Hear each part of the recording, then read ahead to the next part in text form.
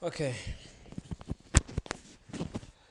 الحمد لله رب العالمين وصلى الله على نبينا محمد وعلى آله وصحبه أجمعين. اللهم علمنا ما ينفعنا وانفعنا بما علمتنا إنك أنت العليم الحكيم. This is the first, inshallah, of many meetings, gatherings where we discuss different topics. I think today's topic is about seeking knowledge.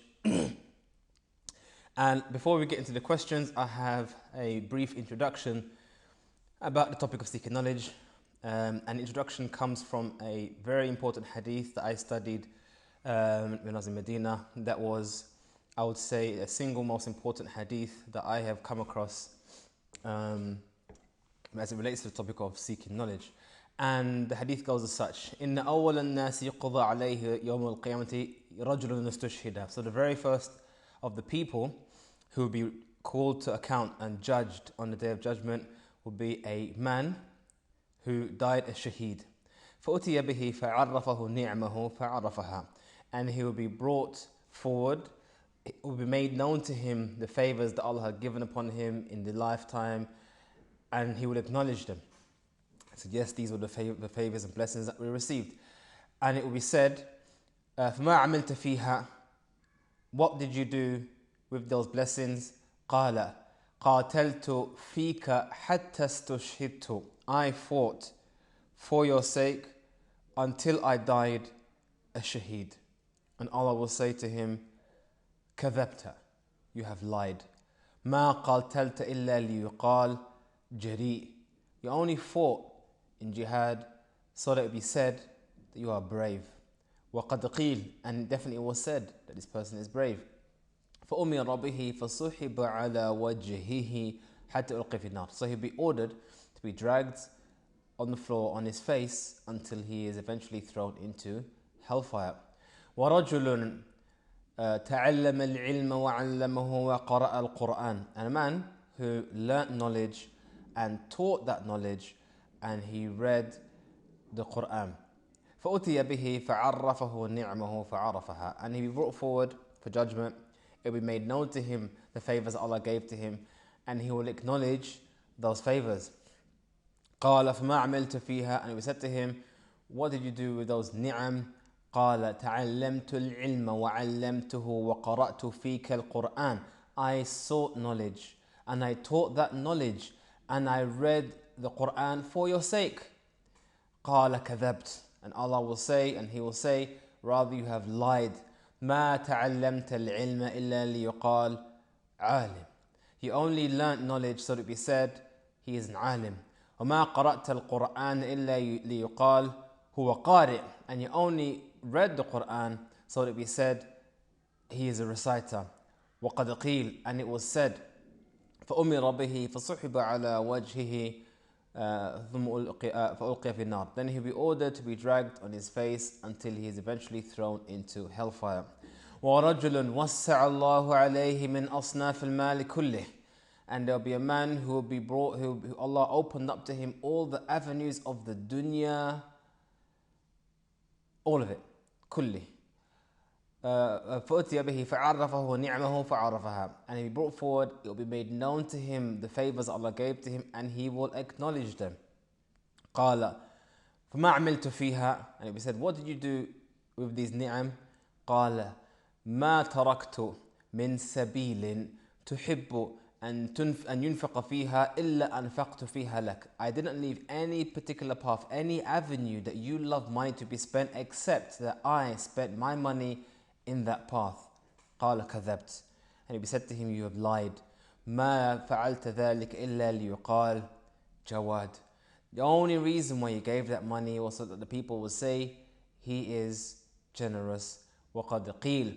And it was definitely said, ثم أمر به فصحب على وجهه ثم ألقي في النار. Then it be ordered to be dragged on his face until eventually he is thrown into hellfire.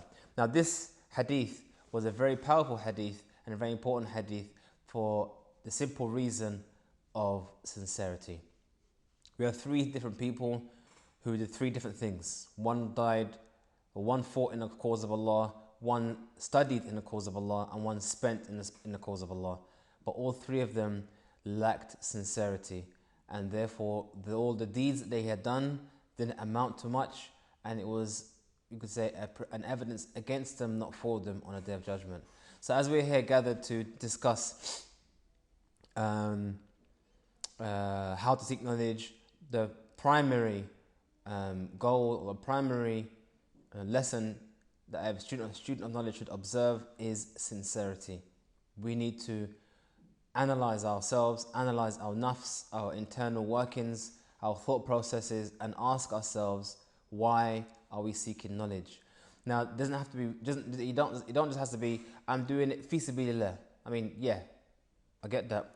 But there are many ways in which it can be done fi sabilillah. So, for example, the primary cause would be, I am seeking knowledge so I can remove ignorance from myself, so I can worship Allah with sincerity and knowledge.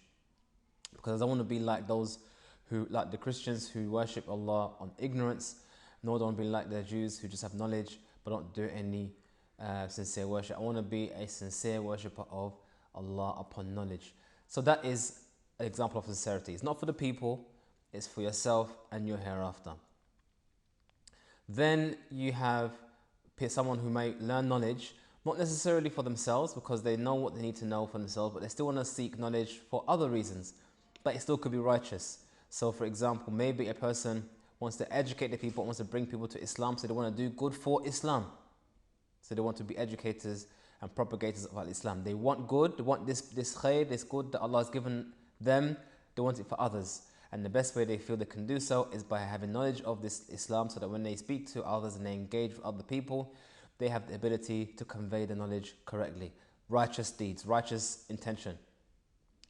But there are other, and that can also apply to children, as this is a forum for women. No doubt women at some point will have children, and educating yourself now before you have children, or even now while you have children, so that when your child grows up, the questions and concerns that they have with their own Islam as they grow, you can adequately address those issues, educate them properly, and give them the best tarbiyah as possible, righteous intention. However, we need to ask ourselves important questions.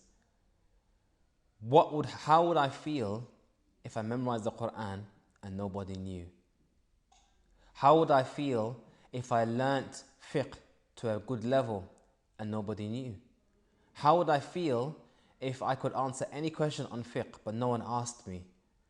These are you can say the litmus tests that you can ask yourself, and you can apply to your own nafs, your own self, as you analyze your intentions to determine and discover what your intentions truly are. Because it is an ongoing process, it's an ongoing mission and trial. Sometimes you may start off with good intention, and intention may get corrupted. Maybe your intentions were corrupt in the beginning and you got sincere afterwards. Lots of things could happen. Life is long, our experiences are long. Maybe your intentions were good initially, but then when you started to receive praise and people started to ask you questions and take you seriously and give you props you never had before, maybe your intentions could be corrupted after that. So intentions is an ongoing thing. Intention is an ongoing thing. And it's a struggle which we all have, myself included. There's not a single person on planet Earth except that they have their ongoing struggles with intentions. Intentions as it relates to seeking knowledge, intentions as it relates to praying, fasting, hajj, the rest of it. But some basic guidelines I would give to all is to avoid promoting your achievements. Keep that conversation between you and Allah, as in on your salah, in your sujood. Praise Allah for what He has given you. Thank Him for the blessings He has bestowed upon you, and have that conversation with Allah about what you have learned and how it's benefited you. But you don't need to have that conversation with everyone and anyone. And it's kind of hard if you are actively giving da'wah. If you're actively giving da'wah, you are actively showing and promoting what you know. So therefore that challenge becomes even greater. But like I said, pay attention to the words that comes out of your mouth, the words you say, how you say them. If you find yourself, for example, mentioning how much you memorized when no one asked you, when you start finding yourself answering questions that were not directed towards you, these kind of things that indicate self-promotion for self-interests, recognize that and pull yourself up.